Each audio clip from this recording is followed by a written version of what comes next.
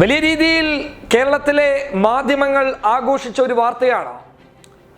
കോൺഗ്രസ് സർക്കാർ ഭരിക്കുന്ന രാജസ്ഥാനിൽ പെഹ്ലൂഖാനെതിരെ പെഹ്ലൂഖാനും പെഹ്ലൂഖാന്റെ മക്കളും മോഷണം ചെയ്തു എന്ന് പറഞ്ഞുകൊണ്ടുള്ള കുറ്റപത്രം കോടതിയിൽ സമർപ്പിച്ചു എന്നുള്ള വാർത്ത. രാജസ്ഥാനിൽ നിലവിൽ ഗെഹ്ലോട്ട് സർക്കാരാണ് ഭരിക്കുന്നതെങ്കിൽ പോലും ആ കുറ്റപത്രം വരാനുണ്ടായിരുന്ന സാഹചര്യത്തെക്കുറിച്ച് ആരും അന്വേഷിക്കുകയില്ല. എപ്പോഴായിരുന്നു പെഹ്ലൂഖാൻ കൊല്ലപ്പെട്ടത്? പെഹ്ലൂഖാനെതിരെ FIR രാജസ്ഥാനിൽ കടന്നു വന്നത് എപ്പോഴാണ്? FIR രജിസ്റ്റർ ചെയ്തത് എപ്പോഴാണ്? ഇതിനെക്കുറിച്ചൊന്നും ആരും പഠിക്കുകയില്ല.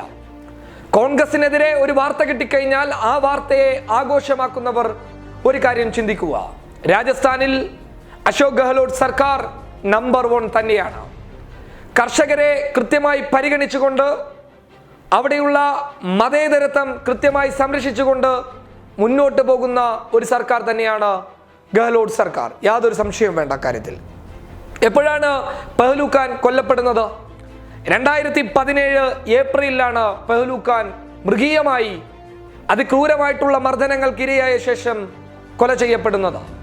അതിന് പിന്നിൽ ഗോരക്ഷാ സംഘും ഹിന്ദുത്വവാദികളുമാണ്. അവരാണ് ഈ കൊലപാതകത്തിന് പിന്നിലുള്ളത്. അതുമാത്രമല്ല, പെഹ്ലൂഖാന്റെ മക്കളായിട്ടുള്ള ഇർഷാദ്, ഹാരിഫ്, പിക്കപ്പ് വാൻ ഡ്രൈവറായിട്ടുള്ള ആളെയും അവർ വെറുതെ വിട്ടില്ല.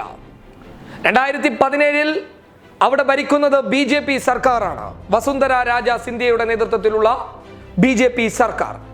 2017 ഏപ്രിൽ മാസത്തിലാണ് പെഹ്ലൂഖാനെതിരെയും പെഹ്ലൂഖാന്റെ മക്കളായിട്ടുള്ള ഇർഷാദിനെതിരെയും ആരിഫിനെതിരെയും പിക്കപ്പ് വാൻ ഡ്രൈവറിനെതിരെയും പശുമോഷണ കുറ്റം ആരോപിച്ചുകൊണ്ടുള്ള ഒരു FIR കടന്നു വരുന്നത്. അത് കോൺഗ്രസ് സർക്കാർ അധികാരത്തിലേറിയപ്പോൾ പെഹ്ലൂഖാന്റെ മക്കൾ അത് മാഞ്ഞു പോകുമെന്ന് വിചാരിച്ചു എന്നുള്ളതാണ് ഇപ്പോൾ കടന്നു വരുന്ന ഒരു വാർത്ത.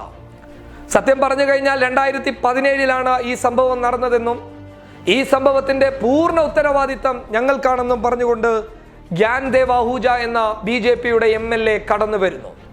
BJPയുടെ MLA തന്നെ ഇത്തരത്തിൽ വ്യാജ പ്രചരണങ്ങൾ നടത്തിയവർക്ക് വലിയ മറുപടി നൽകുന്നു. കാരണം BJPയെ സംബന്ധിച്ചിടത്തോളം ഈ ഗ്യാൻദേവ് അഹൂജ എന്ന് പറയുന്ന BJPയുടെ MLA സംബന്ധിച്ചിടത്തോളം പശു സംരക്ഷണത്തിന്റെ പേരിൽ പെഹ്ലൂഖാനെ കൊന്നത് ഒരു ക്രെഡിറ്റ് തന്നെയാണ്. ആ ക്രെഡിറ്റ് കോൺഗ്രസ്സുകാർ എടുക്കരുത് എന്ന് പറഞ്ഞുകൊണ്ടാണ് ഈ വാർത്തകൾക്ക് ശേഷം അദ്ദേഹം കടന്നു വന്നുകൊണ്ട് പറയുന്നത് അതിന്റെ ഉത്തരവാദിത്തം അശോക് ഗെഹ്ലോട്ടിനോ അല്ലെങ്കിൽ പുതിയ കോൺഗ്രസ് സർക്കാരിനോ അല്ല, മറിച്ച് വസുന്ധര രാജ സിന്ധ്യ ഭരിച്ചിരുന്ന സമയത്ത് ഞങ്ങളായിരുന്നു പെഹ്ലൂഖാനെതിരെയും പെഹ്ലൂഖാന്റെ 2 മക്കൾക്കെതിരെയും പിക്കപ്പ് വാൻ ഡ്രൈവറിനെതിരെയും FIR രജിസ്റ്റർ ചെയ്യാൻ വേണ്ടിയിട്ട് സമ്മർദ്ദം ചെലുത്തിയത്. അതുകൊണ്ട് ആ ക്രെഡിറ്റ് അങ്ങ് അശോക് ഗെഹ്ലോട്ടും സംഘവും എടുക്കേണ്ട എന്നാണ് ഗ്യാൻദേവ് അഹൂജ എന്ന BJPയുടെ MLA പറയുന്നത്. ഇതിനേക്കാൾ വലിയ ഒരു മറുപടി, അത്തരത്തിലുള്ള വാർത്ത പടച്ചുവിട്ടവർക്ക് ഇതിനേക്കാൾ വലിയ മറുപടിയില്ല. അതിനുശേഷം രാജസ്ഥാനിലെ മുഖ്യമന്ത്രിയായിട്ടുള്ള അശോക് ഗെഹ്ലോട്ടിന്റെ പ്രസ്താവനയും കടന്നു വരുന്നു. അതിൽ വളരെ വ്യക്തമായി പറയുന്നുണ്ട്. ആ പ്രസ്താവനയിൽ പറയുന്നു, കുറ്റപത്രത്തിലെ ക്രമക്കേടുകൾ പരിശോധിച്ചുകൊണ്ട് കൃത്യമായിട്ടുള്ള ഇടപെടൽ കോൺഗ്രസ് സർക്കാർ നടത്തുമെന്ന് അശോക് ഗെഹ്ലോട്ട് വളരെ വ്യക്തമായി പറയുന്നു.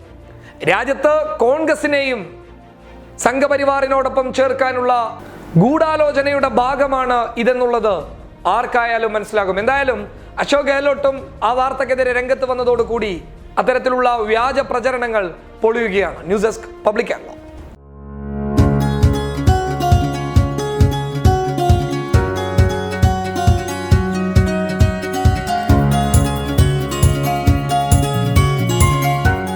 ഇനി സേവനങ്ങൾ വിരൽത്തുമ്പിൽ. Bismi home nursing service, Anangoor, Kasaragod.